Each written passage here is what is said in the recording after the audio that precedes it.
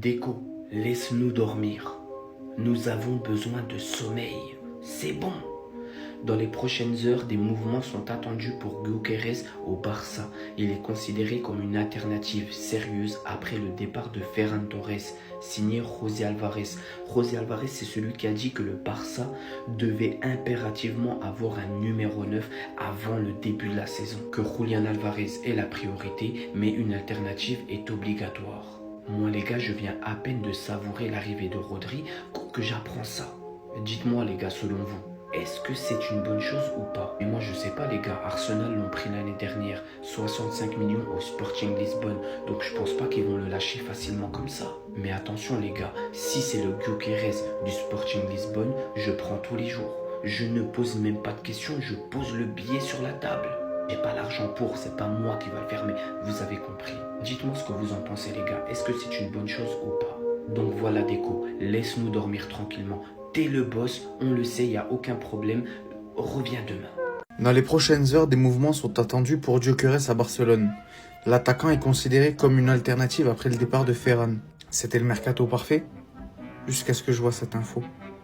Ter Stegen qui part, Araujo qui part, Ferran qui part, t'as Rodri qui arrive, Cancelo libre, Gordon, Adeyemi, peut-être Julián, et ça me parle de Gyökeres. En fait les gars, le Gyökeres du Sporting, il est très fort, mais le Gyökeres d'Arsenal, c'est autre chose. Il est lourd, il est très très lourd. Et j'ai pas besoin d'un mec comme ça, honnêtement. Si c'est pour avoir un Ferran 2.0, ça m'intéresse pas. Je ne suis pas du tout hype par sa venue, même si son profil est plutôt intéressant, parce qu'il ne correspond pas au même profil que Julián Alvarez. Mais les gars, j'ai du mal. Les gars, vous en pensez quoi? Moi, les gars, je suis pas du tout hype et pour moi, c'est pas sur lui qu'il faut aller. Dites-moi ce que vous en pensez, les gars. Un coup, c'est Vlahovic. Un coup, c'est Pavlidis. Un coup, c'est Julián Alvarez. Un coup, on entend parler de Lautaro. En fait, et là, aujourd'hui, je vois que Gyökeres, des mouvements attendus pour Gyökeres. Au final, vous recrutez comment? Parce que de Julián Alvarez à Gyökeres, c'est deux styles de joueurs différents.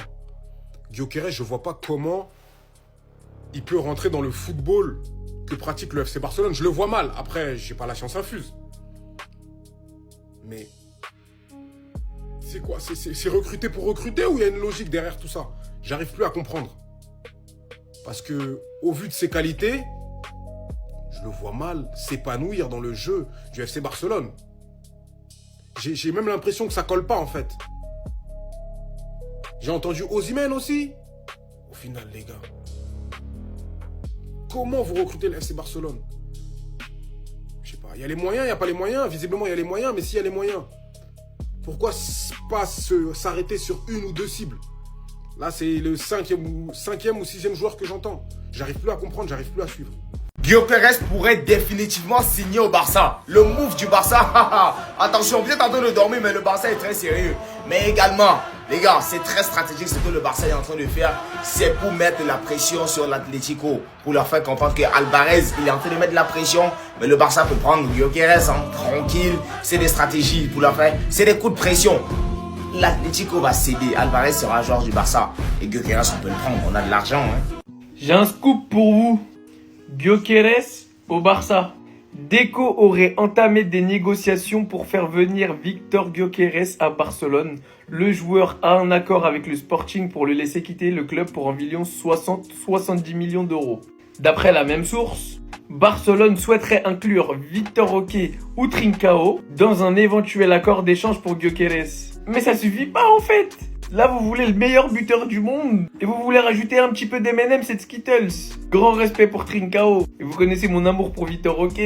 Mais les gars, on parle peut-être du joueur le plus demandé au monde actuellement. Moi, je vais être super franc avec vous. Je vous jure, c'est pas pour les caméras, c'est pas pour faire le mec différent. Mais je rêverais d'un profil un petit peu différent FC Barcelone.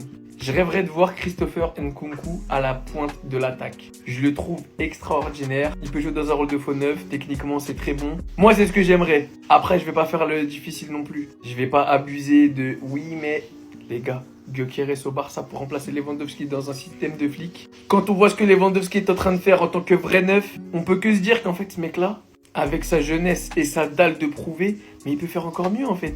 Par contre, 60-70 millions, j'y crois moyen, en sachant qu'il y a quasiment toute l'Europe qui se positionnera sur lui. Et que je pense qu'il y a de grandes chances qu'on puisse pas l'avoir juste à cause de ça. Après, on est le Barça, vous connaissez. Je sais pas où est-ce qu'il rêve de jouer. Mais moi, dites-moi, c'est quoi la somme max que vous seriez prêt à mettre pour Gyökeres si on les avait? Dites-moi ça en commentaire.